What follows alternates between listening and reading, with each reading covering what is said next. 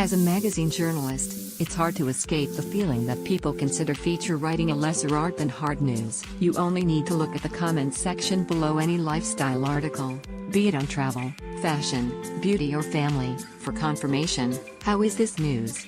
And it seems that filmmakers tend to feel the same. Steven Spielberg's The Post is the latest in a long line of heavyweight films that pay homage to the noble art of news reporting. The BFI compiled a list of 10 great films about journalism that encompasses news writers, TV anchors and even a crash site photographer. But no magazines, unless you count La Dolce Vita's celebrity gossip. In general, films about magazine journalists tend to be relegated to the chick flick spike pile. Take The Devil Wears Prada. A woman accidentally falls into a job at Vogue. I mean, we've all been there, right? Despite a clear disdain for fashion and anyone who cares about it, she's scornful, sloppy and just, well, Anne Hathaway.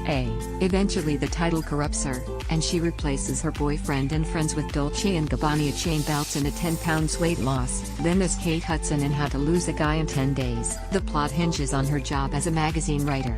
She longs, poor dear, to write about politics and war. It's like whining because you want the pet shop where you work to be a hedge fund. Instead of handing in her notice and finding a job on a news team, she strikes an unlikely deal.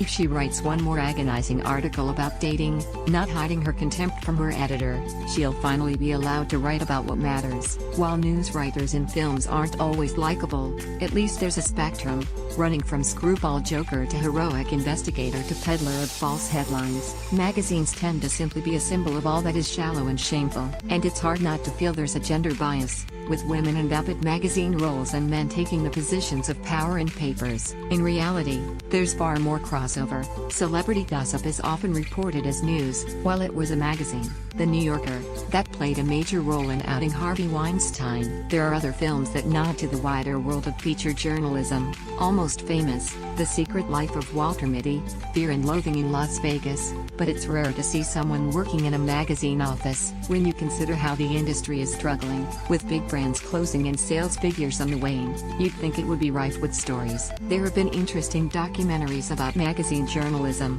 most notably the September issue, filmed at American Vogue. It contained all the usual tropes seen in chick flicks: bitchy editor, ridiculous scrutiny of models, but was also able to turn up a gem, in the form of Grace Coddington, the charmingly disheveled creative director who was shown standing up to editor Anna Wintour and designing some truly beautiful photo shoots. The truth is that magazine journalism is not a career you fall into. If you don't want to do it, Meryl Streep won't insist you accompany her to Paris Fashion Week. There's no job security, little money, even less glamour, and most of what you do will be ripped apart by the not news people, despite them having chosen to read it. To imply that everyone in the industry got there by accident and or is desperate to leave as soon as possible to become a war reporter is insulting as well as unimaginative. Of course, it's not cinema's job to make magazine writing seem a nuanced career. Films aren't designed to be an accurate reflection of life. That's the job of journalism.